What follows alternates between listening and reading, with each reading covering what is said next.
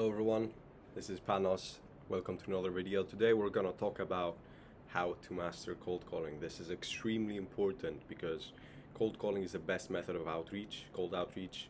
And if you don't master it, if you don't know how to do it, if you don't do it properly, you won't get results. And if you don't get results, since it's a tough thing to do, you will give up and never actually achieve the amount of success that you can get just from cold calling, which is insane. I've done over 10,000 cold calls myself, and I can say it is the best thing you can do. Now, if you don't know me, my name is Panos. I dropped out of school at 16. Fast forward 8 months later, I'm out here in Marbella smoking cigars, closing deals that are paying for them, and I'm on a mission to help people that want to get into sales, get into it a lot faster, find opportunities, network with each other, and actually have some guidance through this chaos of information so they can start earning some money. All right, so to start off, I want to talk to you about what cold calling is. I'm sure you know what it is, but let's explain it. So cold calling is essentially the process of getting someone from complete stranger to someone on a sales call where you sell them through a phone call that is not set up beforehand. So it's not a scheduled call, it's not a warm call. The prospect has never heard of you. And you just call them out of the blue, out of nowhere. So the process is basically, you have a lead on your list, you call the lead, you ask the lead qualifying questions, you pitch the lead, you handle their objections if they have any, you book an appointment, and then you reinforce the appointment so the lead actually shows up. How to start off a cold call. You start off with an opener, could be, for example, hey John, this is a cold call. I'm gonna be honest with you. Would you like to give me 30 seconds or just hang up now? So the reason why we ask, so after the opener, you wanna ask qualifying questions. The reason for this is not all prospects on your list will need your service. If you go into the cold call without caring about finding out if the prospect has an existing problem that you can solve, and pitching them straight away, you'll be wasting your prospects and your time. So how to solve this? You want to ask qualifying questions. I have some examples here that you can ask after the opener, but you can be creative and ask whatever fits your niche. For example, in the local business market, many people would ask, John, I was calling to find out if you have any availability in the next 30 to 60 days for an extra maybe 10 to 30 appointments. You could add pay on results to this, but I personally wouldn't, because it sounds like you're pitching them straight away. If they say yes, now these are all examples. If they say yes, you can ask, oh great, how many can you handle? Or oh great, do you currently have any systems in place that will potentially get you those appointments predictably? Because if they do, and they are going to get the appointments, then you want to take the call to a different direction. Or you can just go straight in with a small pitch saying, I help solar businesses get 10 to 15 appointments, completely pay on results in 30 days. Then they might have some objections or something. If they say no, you can say, okay, great. Well, so what I usually say in this situation is, great. But usually when people say that, they say that because they have systems in place that allow them to not experience peaks and troughs in their business throughout the whole year. You're probably going to say that's the case for you.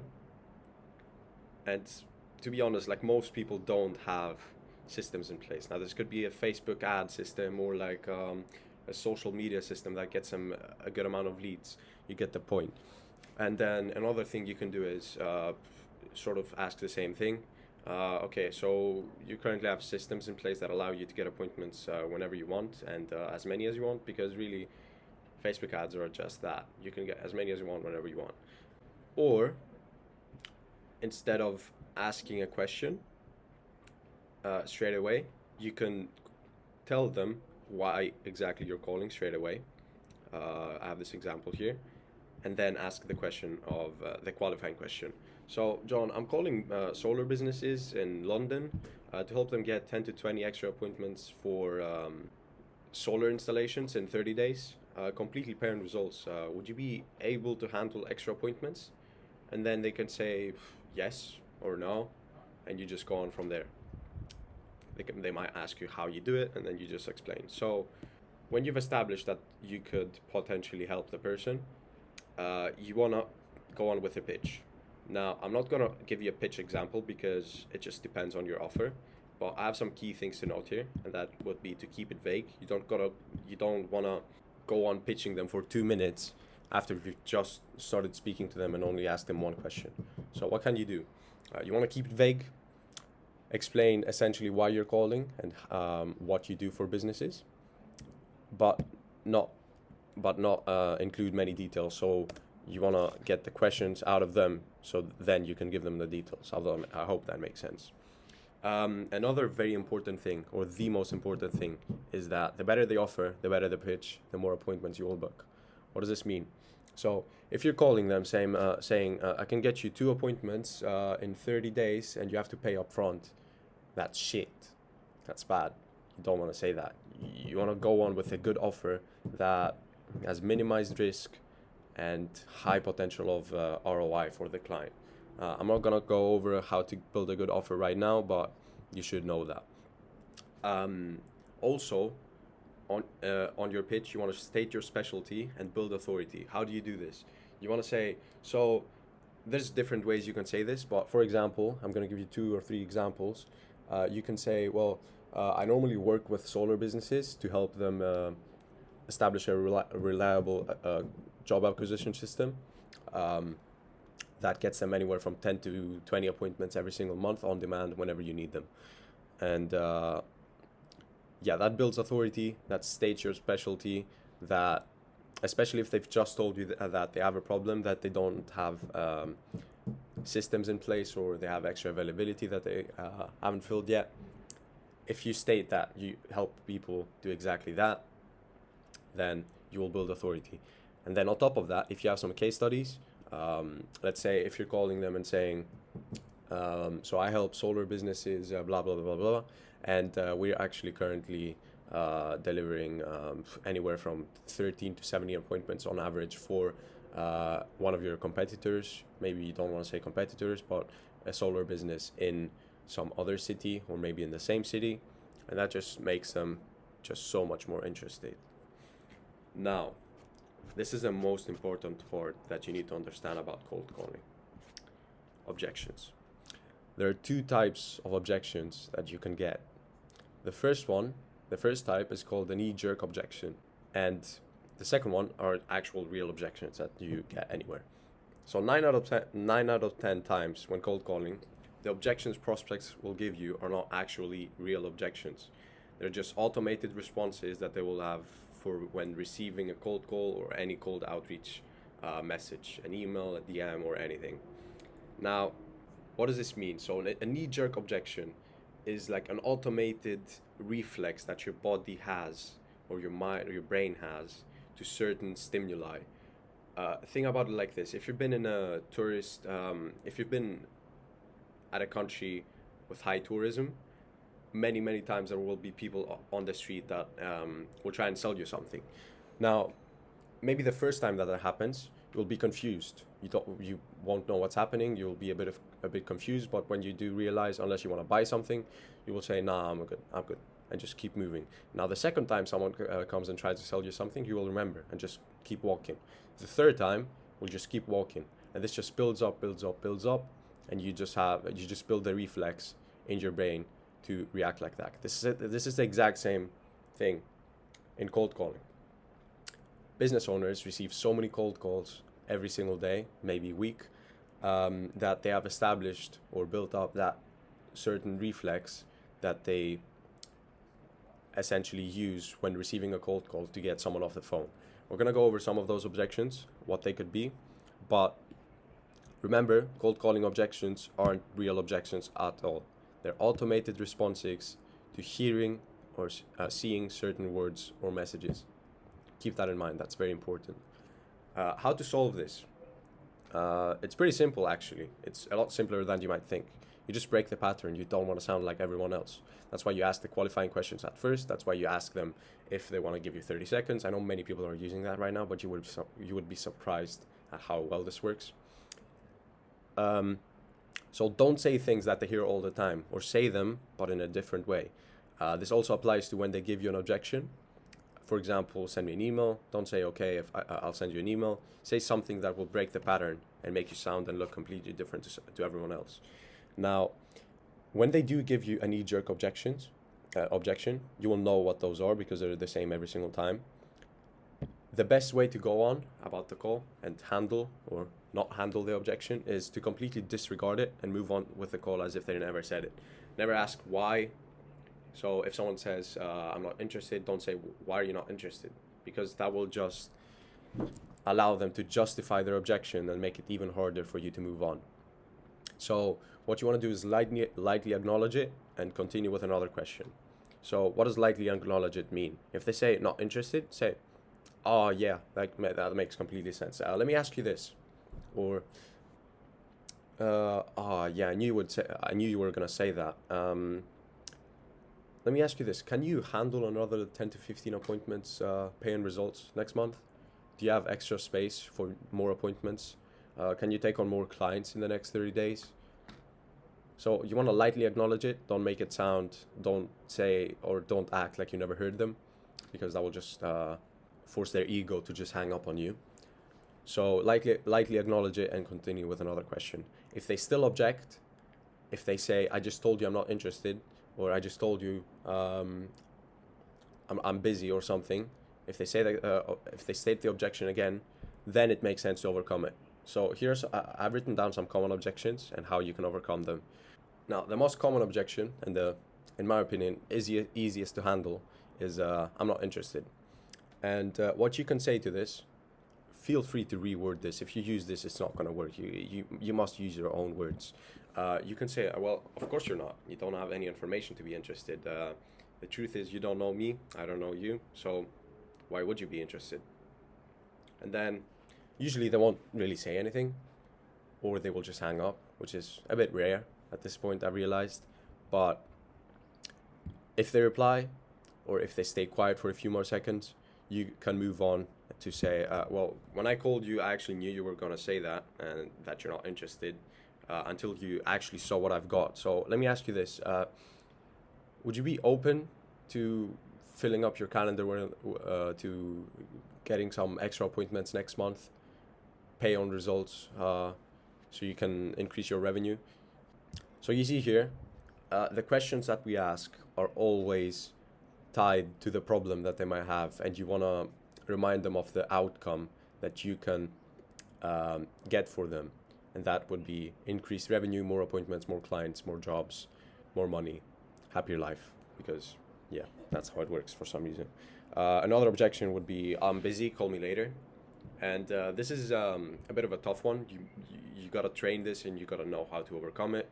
But what you can say is, well, I completely understand you're busy, John, because you don't have the time. This never gets done. So let me ask you this. Literally, just lightly acknowledge it, handle it if you have to, shortly, and then bring it back to them. Ask them a question about their problem, make them or remind them of their problem, and then go on with your pitch to solve it.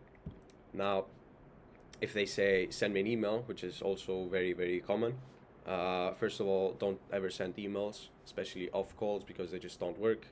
You want to break the pattern here. I can guarantee you that they will never have heard this before. You can say, okay, sure, yeah, I can send you an email. Let me do that right now. While I'm doing it, actually, let me ask you a question. And then, so yeah, I'm not going to have any more examples here. You get the point. You understand the concept of knee-jerk objections, what they usually are, and I'm sure you can understand how you can overcome them, or maybe a better way to overcome them. So you recognize the pattern. Every single time someone objects, you acknowledge it lightly or handle it quickly, and then always ask them a question. So you get them to speak about their problem. So you get the chance on top of that to pitch your service as a solution to that problem, as a bridge to the gap that they have from problem to solved problem. Hope that makes sense. This builds pain in the prospect's mind, and so this builds pain in the prospect's mind and gives you a way better chance of talking to them for longer about how you can solve it, and then booking them in. So after you've done that, after you've handled the objections, you want to go on and say, and try and book the appointment. I'm sure you know how to book an appointment. You can say stuff like, so what you can say is, okay, John, so you said you can handle more appointments, and I know I can get you those appointments for completely no risk on your end and very little effort. Would there be any reason why you wouldn't want to speak to me for 30 to 40 minutes sometimes this week so we can discuss this further? Usually they would say no, then you could just move on with the appointment, with booking them. If they do have an objection, just handle that. I can't give you a list of objection handling methods for objections that might come on every single call because they're different. They could, for example, say I'm actually very, very busy. I never have 30 to 40 minutes open in my schedule. To that, what I usually say is, so you're telling me here that you don't have the amount of jobs that you would want to have, and you don't have a way of getting them. And I do know how I can get you those jobs, and I would love to share it with you. Don't you think that 30 to 40 minutes sometimes this week would be worth it for you to at least get an idea of how you could do it? I mean, worst case scenario, you leave the call with more knowledge about how you can solve that problem, how you can get more appointments. Best case scenario, we start working together and you get 15 extra appointments next month, so you can increase your revenue, get more jobs than you would have otherwise. So you want to loop it back to the end goal every single time. So no matter what you say, you don't want to stray away from the straight line of talking to them about how you can bridge the gap. If you just go on and say, okay, yeah, I completely understand that, would you be able to maybe do it on the weekend? Like, do what on the weekend? For what? You want to loop it back to basically their desired situation and remind them that the call is about solving that problem that they have that prevents them from getting to that situation. So yeah, once you book them in, there's also a very important thing that you need to do, and that is to reinforce, as I say here, reinforce the appointment so the lead actually shows up. With cold calling, especially if you're not doing it properly, you will have high no-show rates. Could be 50%, could be 60%, could be 30%, but those are all appointments that are not showing up. So how do you do this? How do you decrease your no-show rates? At the end of the call, once you have a time down, you want to ask them, okay, John, so just to make sure, before I book you in, is there any reason why you wouldn't be able to make it tomorrow at 3 p.m.? Would there maybe be a better time? Will you be free for longer? And say, okay, John, so just to make sure that you know what we're talking about here and that you know what the call is going to be about, you want to state the agenda, not actually state the agenda, but give them sort of an overview of what's going to happen on the call and re-loop it back to the desired outcome. So for example, you can say, okay, John, so if 3 p.m. works tomorrow, I want to give you a quick overview of what is going to happen on the call. First, I'm going to ask you a few more questions about your business, see if I can help you in the first place. And if I do, then I will explain to you how you can get those 10 to 15 extra appointments and how the whole system works and how other businesses are doing it. So the goal with this is that once they hang up the phone, you don't want them to think to themselves, what have I just done? What did I just book myself in for? You want to have them knowing exactly what they signed up for, so they remember what they're showing up to tomorrow or whenever the call is. On top of that, you must have reminders. Use Calendly. I know it's $12 a month. If you can't afford $12 a month in your to invest in yourself and your business to increase show rates, then I don't know what to tell you. It's $12. So have email reminders that keep reminding them of what the call is going to be about. Make sure the reminders include their desired outcome. And yeah, once you're on the call, go and close them. Simple as that. I'm going to tell you how to close them right now. You should know that. So that's that about cold calling and how to master it very quickly. By the way, if you want to be part of a strong networking group with endless sales opportunities and networking opportunities with driven salespeople and or agency owners, where you can go inside and find a sales position in literally a day, send me a message. Click the first link in the description. It will take you to my Telegram. Send me a DM saying that you want to join the group, and we'll have a chat. Now, this is me trying to sell you something, to be completely transparent. So if you don't want to be sold, don't DM me. Feel free to join the group, but don't DM me. But if you are comfortable and want to explore the option, then feel free to send me a message. So that's the video. If you did like it, go ahead and leave a like. It doesn't only support the channel, but it also pushes the video on the algorithm to hopefully reach more people just like you and help them extract some value from it and learn. Also, leave a comment with any video ideas that you want me to do, or if you have any questions for me, feel free to leave a comment, and subscribe if you want to see more of my content. Thank you so much for watching this video. If you stuck to the end, I respect that. Thank you so much. I appreciate it. And until next time, go and make some fucking money, man.